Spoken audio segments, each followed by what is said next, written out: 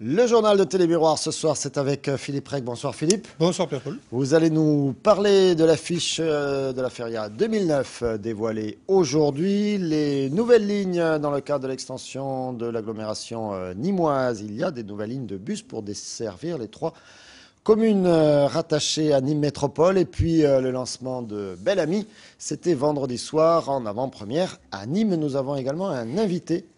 Philippe, ce soir en la personne de Christophe Rivinc. Bonsoir. Christophe Rivinc, son métier, c'est directeur de cabinet du député-maire d'Alès. C'est cela. J'ai bon. Et vous êtes sur ce plateau pour nous parler de votre candidature à la tête de liste de l'UMP pour les élections régionales 2010. Ça se prépare à l'avance. On revient vers vous à la fin de ce journal. C'est à vous, Philippe. Une nouvelle en bref, toujours pas de mobile connu à l'origine de l'échauffourée d'une rare violence qui s'est produite dans le quartier Pissevin le samedi 21 février 2009 vers 19h30. Un règlement de compte avec arme à feu a opposé 2 groupes de jeunes gens. 2 d'entre eux, dont le diagnostic vital n'est pas en jeu, ont cependant été touchés. L'une des personnes a perdu définitivement l'usage d'un œil. L'autre souffre d'une plaie dans le dos. Une enquête relevant de la criminologie diligentée par les services de police est en cours. Vous avez dit, Pierre-Paul, affiche de la Feria pour la Tempora 2009. Très attendue l'affiche de cette année avec cet hommage à Michel Gilles. Tout à fait. Alors déjà à l'origine de l'affiche des Ferias de l'an 2000, Michel Gilles réitère avec la signature posthume de l'affiche des Ferias pour la Tempora de 2009. Michel Gilles a quitté notre monde il y a 1 an, mais le sénateur maire de Nîmes, Jean-Paul Fournier, a tenu à rendre hommage à l'artiste disparu, un reportage de Nicolas Pinchino. Après un faux départ, la mairie de Nîmes présentait ce 23 février l'affiche des férias nîmoises. Une affiche particulière et chargée d'émotion puisqu'il y a 1 an tout juste, l'artiste peintre Michel Gilles nous quittait. Après plusieurs semaines de recherche et de sélection, c'est une œuvre de l'artiste prêtée par un collectionneur privé qui a été retenue pour cette affiche 2009. Cet après-midi, plusieurs membres de la famille étaient présents pour ce moment solennel. Aujourd'hui, de toute façon, c'est surtout son hommage. L'hommage à l'artiste, l'hommage au peintre. Voilà, comme disait ma sœur, il manque du jaune de Michel. Mais voilà, ça reste une œuvre sur la corrida, sur la tauromachie, qui à mon avis est cependant très belle. Un tertio de pique pour affiche de feria, une première pour la ville de Nîmes. On retrouve les couleurs qu'aimait Michel Gilles, je pense aux bleus, les bleus outre-mer, les roses fuchsia qu'on retrouve dans cette affiche. Et puis surtout une affiche qui sort de l'ordinaire. C'est une des phases de la corrida qu'on ne voit pas toujours sur des affiches. La pique, donc un picador qui pique un taureau. Tout au long de l'année, mais surtout pour les férias, c'est toute la ville de Nîmes qui rendra hommage à l'artiste ainsi qu'à l'homme. On va rappeler l'œuvre de Michel Gilles. Alors pendant la feria, bon, outre l'affiche bien sûr, il y aura une exposition de ses œuvres taurines sur le mur Foster. Il y aura également une exposition à la chapelle des Jésuites, une exposition dans l'espace Schuller. Et puis pour les vendanges, les amis de Michel Gilles, ils sont très nombreux, proposeront une exposition itinérante dans les lieux qu'il affectionnait, dans ces endroits où il aimait rencontrer ses amis, où il aimait faire la fête, de chez Mimi à l'Aiglon, à l'Imperator, en passant par le Napo ou à la Bodeguita. Une année 2009 qui rendra donc hommage à Michel Gilles. Et Michel Gilles sur ces images à la fin de ce reportage de Nicolas Pinchino. Michel Gilles que vous avez beaucoup vu sur l'écran de Télémiroir, mais ce sera peut-être l'occasion également pour nous de participer à cet hommage de la ville en rediffusant ces reportages commis notamment par Nicolas Pinchino. Philippe. Du nouveau sur le réseau de transport de l'agglomération nîmoise. Dès aujourd'hui, lundi 23 février, le réseau de transport en commun Tango s'étend aux communes ayant récemment intégré Nîmes Métropole, à savoir Saint-Chapt, Dions et Sainte-Anastasie. La nouvelle cartographie des transports intéresse aussi la Calmette, commune faisant déjà partie de l'agglomération nîmoise. Tous les détails sur les fréquences et les horaires dans ce reportage signé Alain Bellon. Ce lundi 23 février, le réseau de transport de Nîmes Métropole a rajouté 3 dessertes à son actif. La commune de Sainte-Anastasie, Saint-Chapt et Dions seront au minimum servies 1 fois par heure. Aujourd'hui, c'est un grand moment pour Nîmes Métropole, tout simplement, mais également pour les 3 communes qui ont été intégrées dans ce processus et dans ce concept. En un mois, on a été en capacité de mettre en place un dispositif efficace. Ce qui fait l'intérêt de ce dispositif-là, de ce côté-ci de Nîmes, c'est qu'on a la Calmette, qui est une plateforme, une plaque tournante, où les gens peuvent descendre, puis partir dans notre direction, sur Nîmes, mais aussi vers d'autres villages. Et ça, c'est particulièrement intéressant. 2 lignes sont ouvertes. La ligne 8, qui reliera Saint-Chapst, la Calmette et Nîmes. La ligne 3, qui desservira la Calmette, Dions et Sainte-Anastasie. Nous étions les seuls au nord de l'agglo là jusqu'à présent, et maintenant nos voisins sont venus nous rejoindre, c'est un grand moment bien sûr. La gare d'Onenque se retrouve un peu plus solidaire. Hein. Maintenant pour nos amis de Saint-Chapst, Dions et Russens, c'est un plus. Hein. Et même pour nous, on pourra rapidement aller dans nos villages voisins en prenant les transports en commun, ce qui n'était pas le cas jusqu'à présent. Quoi. La Calmette se retrouve maintenant un semblant de parc relais si vous voulez, où les correspondances se font sur le village à Calmette et ramène tous les villages aux alentours. La durée d'un trajet de Saint-Chapst à Nîmes est de 37 minutes pour un tarif unique de 1 €. Page cinéma, c'est au cours du printemps dernier que le cinéaste Claude Chabrol s'est installé avec son équipe pour le tournage de son 56e long métrage intitulé Bel Ami. Une réalisation tirée d'un fait réel, un meurtre doublé d'une escroquerie à l'assurance, à laquelle le public nîmois a réservé un excellent accueil. L'auteur du Beau Serge signe à la 50 ans de carrière. Il était présent au Kinépolis avec l'acteur principal du film, Gérard Depardieu, pour une projection en avant-première. Le fait que la cité des Antonins ait servi de cadre au tournage de ce long métrage n'y est pas pour rien dans le succès rencontré, puisque la séance a eu lieu à guichet fermé. Un reportage de Marlène Laroche et Alain Bonnet. Bel Ami, le nouveau Chabrol, tourné à 80% à Nîmes, sort en salle ce mercredi partout en France. Nîmes, ville du tournage, a bien sûr eu la primeur de la sortie avec une avant-première vendredi à 21 h au Kinépolis en présence de Claude Chabrol et Gérard Depardieu. Événement. On a tourné dans le Flory, il faut bien dire la vérité. Les gens étaient formidables. Quand on allait dans des quartiers extrêmement différents, on ne voyait pas la différence. Ah, aucunement. Bon. Partout on nous donnait à manger. Ah ouais. Bonjour madame. Est-ce que je peux voir le commissaire Bel Ami, s'il vous plaît? Ah, je suis désolée, il n'est pas disponible. Qui c'était? Bel Ami et c'est Bel Ami, c'est pas que Maigret. Ah non, Maigret non. est plus patelin, je dirais. Je pense que Bel Ami est plus vivace, si tu veux. Plus vivace, oui. Voilà, c'est ce que je voulais dire. Vous avez 2 femmes? On peut dire ça. Bonjour madame, je suis le commissaire Paul Bel Ami. Il y a une chose intéressante dans Nîmes, c'est que c'est ce que disait Gérard est assez vrai, c'est que la forme de la ville convient à la forme du film. C'est le principe du rond. Enfin, oui, il faut rentrer dedans, c'est ça. Voilà. C'est-à-dire il y a la circonférence et puis après il y a des petites introspections. Oui, on était portés vers le tournage à Nîmes. Tous les deux. Vous n'y allez pas par 4 chemins, vous? J'aimerais être comme toi. Télémiroir, votre télé locale, a prêté ses locaux pour le tournage d'une des scènes d'ouverture et de clôture du film Bel Ami. C'est par le flash d'information que le commissaire, interprété donc par Gérard Depardieu, déclenche son enquête alors qu'il est en vacances. Une toute petite chose, on a été tellement heureux qu'on serait vraiment triste si vous ne l'étiez pas. Alors, soyez heureux, voilà.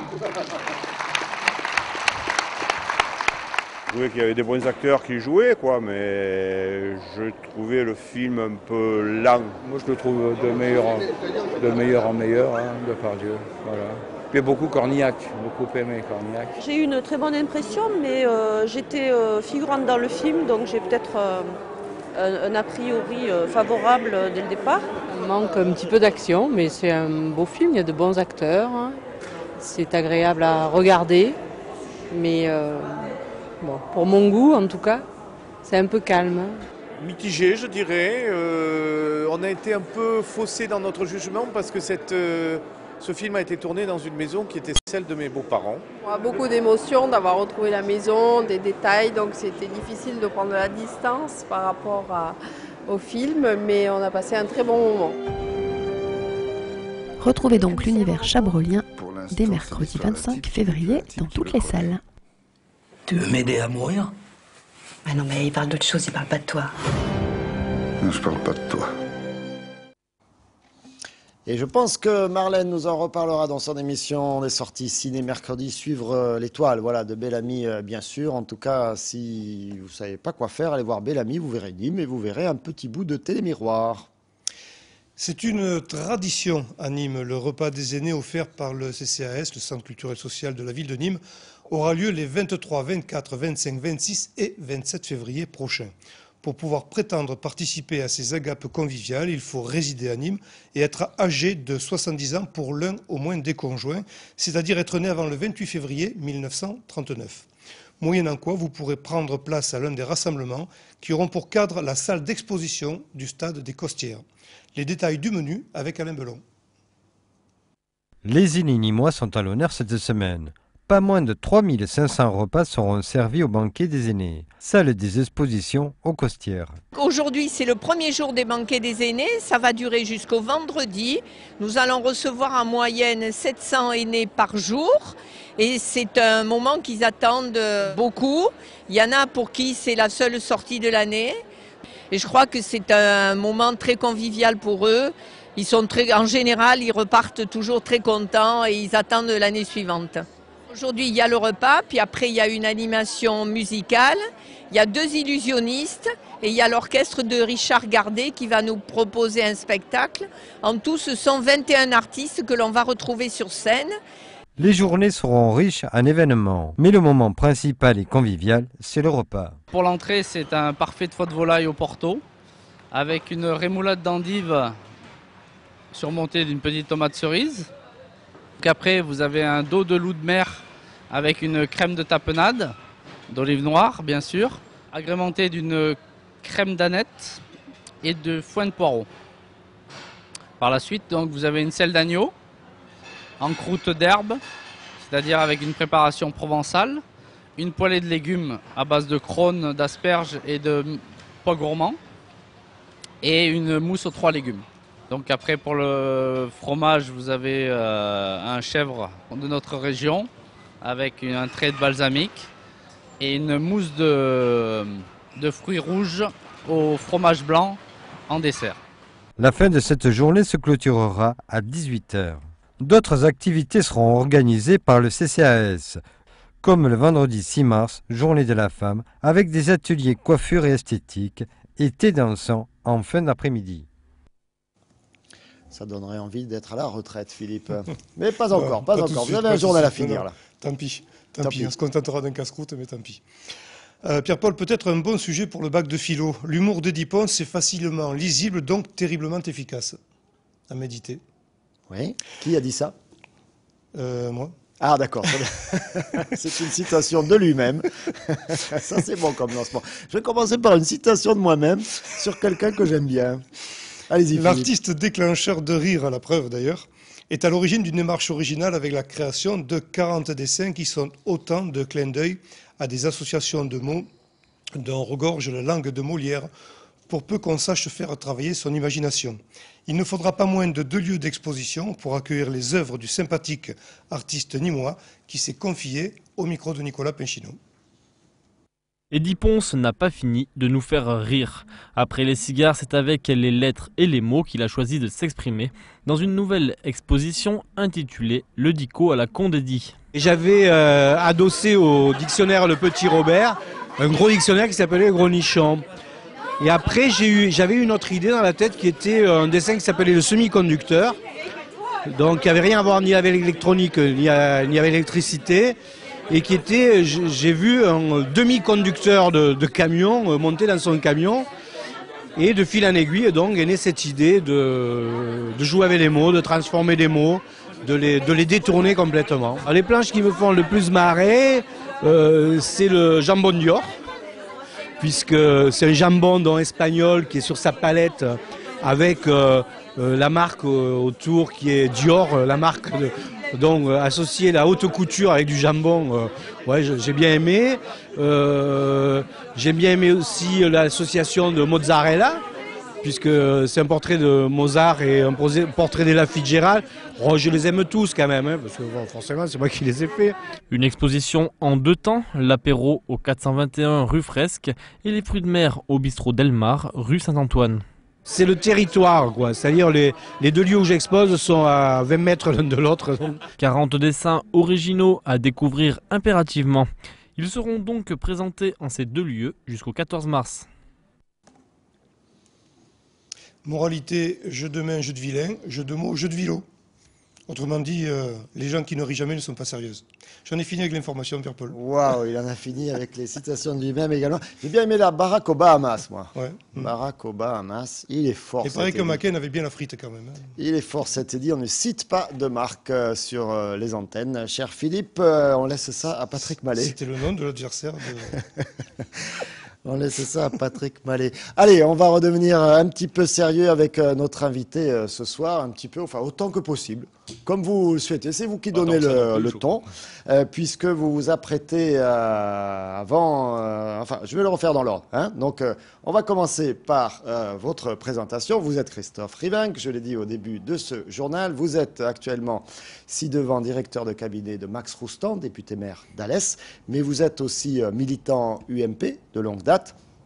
Et c'est à ce titre que vous sollicitez des militants de l'UMP la tête de liste de votre parti pour les prochaines élections régionales.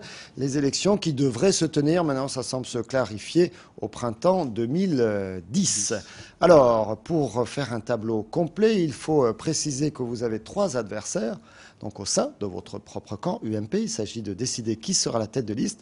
En face de vous, il y a Christian Jean-Jean, ancien député, maire de Palavas, donc de l'Hérault. Raymond Couder, qui semble être le poids lourd, si je puis dire, de cette élection interne. Le sénateur-maire de Béziers, déjà réélu à Béziers. On sait que c'est pas forcément facile d'être réélu à Béziers. Et puis il y a également Jean Castex, qu'on connaît moins, qui est maire de Prades. Prades, non pas à côté de Montpellier, mais dans les Pyrénées-Orientales. Et alors, si j'en crois les informations récupérées de ci, de là, il a quand même lui aussi un petit avantage sur vous, c'est qu'il semble être proche de Xavier Bertrand. C'est son ancien bras droit, ancien chef de cabinet. Xavier Bertrand, c'est rien moins aujourd'hui que le patron de l'UMP. Alors, nous, évidemment, nous sommes gardois. Un gardois tête de liste, ça nous va forcément bien. En tout cas, voilà, jusque-là. Vous croyez vraiment que vous avez vos chances par rapport à ces trois adversaires ? Oh bah tout à fait. Je crois, si j'ai décidé de me lancer dans cette bataille, c'est que je pense avoir autant de chances que mes 3 adversaires. Alors, qu'est-ce que vous avez comme argument, puisque on avait sur ce plateau, il y a quelques jours, par exemple, le sénateur-maire de Nîmes, Jean-Paul Fournier, qui, lui, nous a dit sur le plateau qu'il allait soutenir Raymond Couder. Il pensait qu'il fallait de l'expérience pour conduire cette liste. Écoutez, je crois que les choses ont un peu évolué depuis ces dernières semaines, puisque la semaine dernière, nous étions les 4 candidats à Paris, où nous rencontrions entre autres Xavier Bertrand. Il y avait Jean-Paul Fournier, entre autres, et l'ensemble des secrétaires départementaux de l'UMP du Languedoc-Roussillon. Et au cours de cette rencontre, on s'est aperçu que les choses avaient un peu évolué par rapport à ce qu'on avait pu lire ici ou là dans la presse, quand certains se targuaient de soutien de Xavier Bertrand, ou voire même du président de la République, puisque Xavier Bertrand était très très clair à cette réunion. À l'entame de cette réunion, a dit à Raymond Couder, à mon ami Raymond Couder d'ailleurs, je tiens à le dire, parce que vous avez parlé d'adversaires, je crois que nous sommes des concurrents plus que des adversaires. Hein, en politique, votre adversaire suivant, peut-être, qui pourrait être Georges Frêche, a dit il y a peu de temps, il n'y a pas d'amitié en politique. Ouais, moi, je crois que si, et on a démontré à bien des égards le contraire. De 35 ans, alors. Voilà, exactement. Et j'en ai, moi, des amitiés de 35 ans en politique, parce que ça fait pas tout à fait 35 ans, mais ça fait 25 ans que je suis en politique, et j'ai gardé quelques amitiés. Je crois que la fidélité, ça paye un jour, on le voit aujourd'hui avec un certain nombre de réussites locales. Mais pour revenir justement à cette réunion de la semaine dernière, il se trouve qu'à cette réunion, Xavier Bertrand a clairement dit à Raymond Couder qu'il ne lui apportait pas plus son soutien qu'à moi-même, Jean Castex, ou à Christian Jean-Jean. Donc les choses sont très claires aujourd'hui. Nous sommes 4 candidats à l'investiture au niveau de la région Languedoc-Roussillon, et ces 4 candidats, nous pouvons nous prévaloir au même titre les uns les autres de tous les soutiens. Et à ce titre, peut-être que Jean-Paul Fournier a évolué aussi. Il faudra lui poser la question à lui. On lui reposera la question alors, puisque. Mais je pense qu'il faudrait lui reposer la question. Nous allons le voir demain, donc on va lui reposer la question. Eh ben, reposer lui la question. Je pense qu'il sera un peu plus ouvert, parce qu'effectivement, je me mets à la place un peu, effectivement, au départ, quand l'UMP a décidé de lancer cette nouveauté, que sont les primaires pour investir quand même le chef de file régional. C'est pas rien. Jusqu'à présent, que ce soit le RPR avant ou l'UMP, les militants avaient le choix pour investir, on va dire, leur candidat au Conseil général et les candidats aux têtes de liste pour les municipales des villes de moins de 20 000 habitants. Aujourd'hui, on leur demande rien de moins que d'investir leur chef de file pour les régions. C'est énorme. Comment vous allez faire pour pas que ça tourne à la foire d'empoigne comme chez vos collègues du Parti socialiste? On a pris une résolution tout à fait simple, tous les candidats de toute la France, d'ailleurs, parce qu'il n'y a pas que Languedoc-Roussillon qui est concerné, il y a toutes les régions françaises, c'est que nous avons signé une charte à laquelle nous devons de nous tenir, et en cas de non-respect de certaines règles de cette charte, la direction nationale pourra exclure tel ou tel candidat. Et au-delà de ça, nous avons souhaité, contrairement... Les listes sont parfaitement claires, il n'y aura pas de fausses listes, de recalculs, etc. Vous êtes limpide là-dessus? Tout à fait, pour la bonne et simple raison qu'il n'y aura qu'un tour à ces primaires. Donc effectivement, ça évite les combinations, les accords entre les uns et les autres. Justement, le Centre national Xavier Bertrand a voulu justement un tour, ce qui va faire qu'effectivement, Languedoc-Roussillon, vu que nous sommes quatre candidats, il y a de fortes chances que le candidat arrivé en tête ne recueille pas la majorité absolue, on va dire, du suffrage des militants. Mais en l'occurrence, ça évite tout calcul en disant je me maintiens en premier tour, je me retire au second, je soutiens telle personne au second. Ça veut dire également que les 4 candidats en lice sont 4 candidats qui sont présents pour gagner. Alors comment on va vous distinguer les uns des autres, puisque vous faites partie du même parti, vous soutenez le même gouvernement, le même président de la République? Quels arguments vous allez utiliser tout en restant amis? Voilà, si j'essaye de bien comprendre, et pour vous distinguer les uns des autres. Écoutez, je crois que c'est très clair, puisque nous sommes 4 candidats, 4 profils totalement différents. Vous l'avez dit, il y a le candidat, on va dire, un peu, entre guillemets, poids lourd, Raymond Couder, sénateur maire de Béziers, 62 ans, grosse expérience certes, mais très ancrée sur sa ville, qui est avant tout, il l'a dit d'ailleurs dans ses interviews, maire de Béziers. Il y a Christian Jean-Jean, 66 ans, ancien député, qui a laissé sa place, maire de Palavas, petite commune charmante, commune balnéaire, avec une expérience politique. C'est gentil ça déjà, petite commune charmante, ça commence à balancer. Palavas, c'est une commune charmante. Ça balance amicalement. Palavas-les-Flots, commune charmante, je redis tout à fait. On a plein de communes charmantes détenues par des maires UMP. Et par ailleurs, donc Jean Castex, effectivement, ancien directeur de cabinet Xavier Bertrand, maire de Prades aujourd'hui, on va dire qui est un Catalan. Et moi-même, aujourd'hui, qui paraît peut-être sur le papier celui qui a le moins de notoriété, celui qui aurait peut-être... Il y a même une petite guéguerre, là, c'est nos confrères de la Gazette de Nîmes qui aiment ça, qui sont allés voir sur Facebook combien les uns et les autres avaient d'amis. Et alors c'est Jean-Jean, le top niveau là, et vous par contre, vous avez progressé, vous avez passé le week-end à chercher des amis sur Facebook? Exactement, vous voyez ce que j'avais effectivement, comme l'a dit la Gazette de Nîmes, parce que je m'y étais pas trop penché, parce que moi je préfère le contact humain à ces contacts un peu des fameux réseaux sociaux pour Internet, donc j'avais pas développé tellement. J'ai mon site internet, christopheriving.fr, sur lequel je m'exprime régulièrement, mais effectivement je me suis inscrit sur Facebook à la demande de mes enfants qui sont très amateurs de ce genre de réseaux sociaux, mais je l'ai pas fait tellement vivre. Alors, bon, ça c'est plus anecdotique. Vous allez travailler sur votre notoriété, bien sûr, il faut vous faire plus connaître, surtout au-delà de votre territoire d'Alès, où là, je pense que vous êtes bien connu. Mais en termes d'arguments, est-ce que déjà dans cette campagne interne, vous développez des arguments de projet pour la région? Mais avant même de parler de projet, moi je veux parler de méthode, parce qu'effectivement dans cette primaire, en fait, ce qui va nous différencier, c'est plutôt la méthode qu'on veut proposer aux électeurs pendant l'année qui nous sépare des élections. Et de la meilleure façon de battre... C'est plus une méthode pour pouvoir gagner les élections qu'un programme pour la région elle-même derrière. Écoutez, aujourd'hui, ça aurait l'air de quoi de venir devant les militants en disant, écoutez, demain je vais me présenter à vous, je vais constituer une équipe et j'arrive avec mon projet tout ficelé. Je crois que ça tient pas la route. Aujourd'hui, il est clair que sur beaucoup d'axes, j'ai une ambition pour cette région, j'ai beaucoup d'idées, l'idée de me présenter ne m'est pas venue un beau matin du mois de décembre. L'idée de me présenter à fond.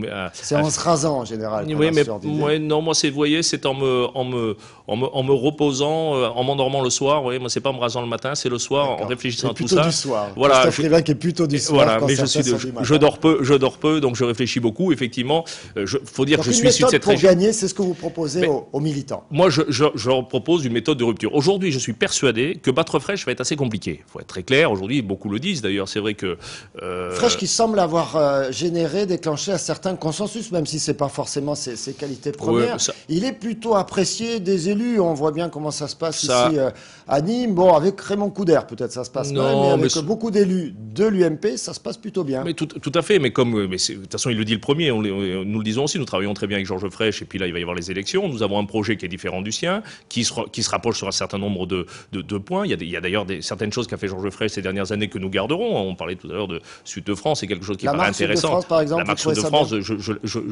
je la conserverai si j'étais élu président de région. Mais je crois qu'aujourd'hui, si on veut que le Languedoc-Roussillon, qui est quand même une région qui est engoncée entre 4 mastodontes, que ce soit PACA, la Catalogne, Midi-Pyrénées ou Rhône-Alpes aujourd'hui, sortent, qui pèsent 2,5 millions d'habitants par rapport à toutes ces régions qui, pour certaines, en pèsent plus de 10 millions, sortent, il va falloir proposer quelque chose de nouveau. Il va falloir s'inscrire dans la rupture. Et ce que je veux proposer aujourd'hui, c'est peut-être, dans cette rupture, m'inscrire dans cette rupture, proposer un peu ce que peut-être nous avons fait à plus petite échelle sur le territoire sévenol depuis plus de 17 ans, avec Max Roustan, parce que c'est vrai qu'effectivement, si je suis peut-être le candidat avec le moins de notoriété, je suis peut-être un des candidats qui a le plus d'expérience en matière de gestion territoriale et en matière surtout de gestion de difficultés. Je suis issu d'un territoire sévenol où on sait qu'effectivement, il y a 15 ans, Alès, c'était pas ce que c'était aujourd'hui. Je crois que c'est devenu ce que c'est grâce au travail, au-delà même des idéologies politiques. Le pays Cévennes, la communauté d'agglomération du Grand Alès, autour de Max Roustan, j'ai énormément appris. Nous avons fondé un modèle sévenol qui peut aujourd'hui, on va dire, s'expatrier sur la totalité de la région. C'est ce que je veux produire au niveau de la région, ce travail que vous avez fait. Écoutez, je crois qu'effectivement les élus reconnaissent. Aux côtés de Max Roustan. Tout à fait. C'est votre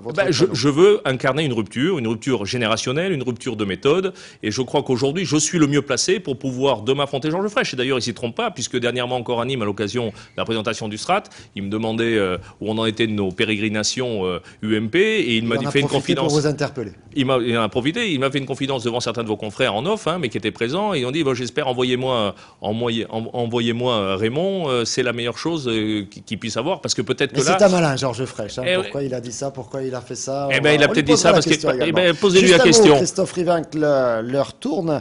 Un des dossiers, vous parliez des difficultés, une des difficultés en ce moment, c'est l'avenir de la base aéronavale, plus au-delà de la base aéronavale, puisqu'on sait que l'aéronavale va s'en aller, l'avenir de l'aéroport. Vous faites partie avec la communauté d'Alès, c'est une des décisions prises par Max Roustan. J'imagine que vous avez été partie prenante de cette décision, de participer à un syndicat mixte de gestion de cet aéroport, aux côtés de l'agglomération de Nîmes et d'autres collectivités comme le département. Quand vous entendez que la tour de contrôle risque de disparaître, que ça pourrait faire disparaître les emplois, cet aéroport même, vous réagissez comment et qu'est-ce que vous proposez ?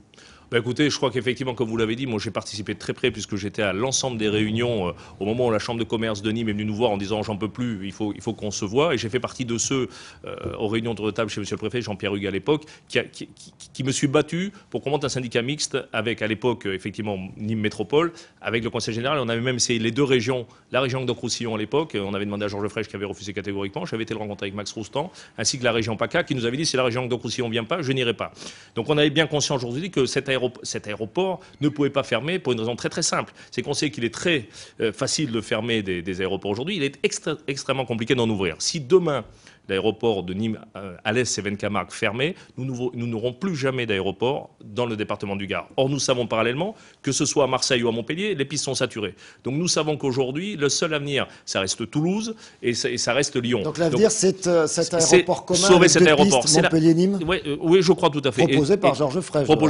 Non, proposé par nous à l'époque. C'est vrai on avait été le voir dans son bureau pour lui proposer déjà, il y a 3 ans, cet accord. Il avait trouvé, à l'époque, il souhaitait la disparition de Nîmes-Garon pour sauver Montpellier. Aujourd'hui, il a bien compris que l'avenir de Montpellier passe aussi par Nîmes-Garon et c'est quelque chose d'important. Je rappelle que le Grand Alès, et vous parliez de méthode tout à l'heure, le Grand Alès met 300 000 € par an dans ce syndicat. Ça veut dire qu'aujourd'hui, on a su aider un territoire qui n'était pas le nôtre pour faire en sorte de sauver un outil qui a amené du développement économique, amené du développement touristique à l'ensemble de ce département. Et ça, c'est quelque chose, c'est une méthode qu'on a mis en place sur un certain nombre de dossiers. Donc l'aéroport. Là, vous êtes prêt à continuer ? On est prêt à continuer. Qu'est-ce que vous pouvez faire là ? On entend surtout des élus ici, locaux, s'agiter.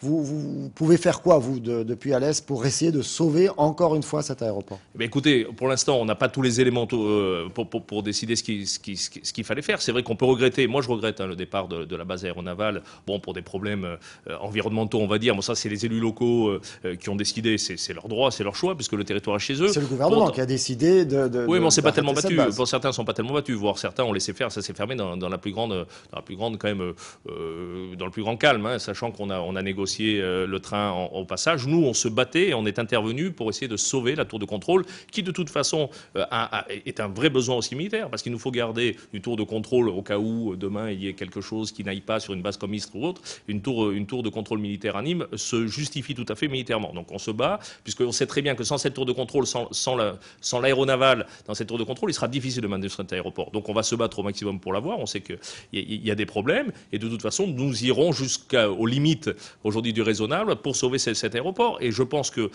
aujourd'hui, la région, Georges Frêche a annoncé qu'effectivement, il souhaitait faire un accord avec Nîmes. Je crois qu'il va falloir à ce moment-là qu'ils mettent aussi un peu la main à la poche et qu'ils nous accompagnent, parce que c'est dommage, bon, c'est un peu court, je crois qu'on va arriver au terme de cette émission. Parce qu'on est au terme du Il y avait beaucoup de choses à dire, j'aurais aimé parler projet, effectivement, pour dire que aussi, vous aurez effectivement... l'occasion, quand vous serez tête de liste de l'UMP, de revenir en parler sur ce plateau. Écoutez, avec plaisir. Donc je donne rendez-vous, si vous me laissez 2 secondes, aux militants gardois de l'UMP le 4 mars à Nîmes. Le 4 mars, voilà, au stade des Costières.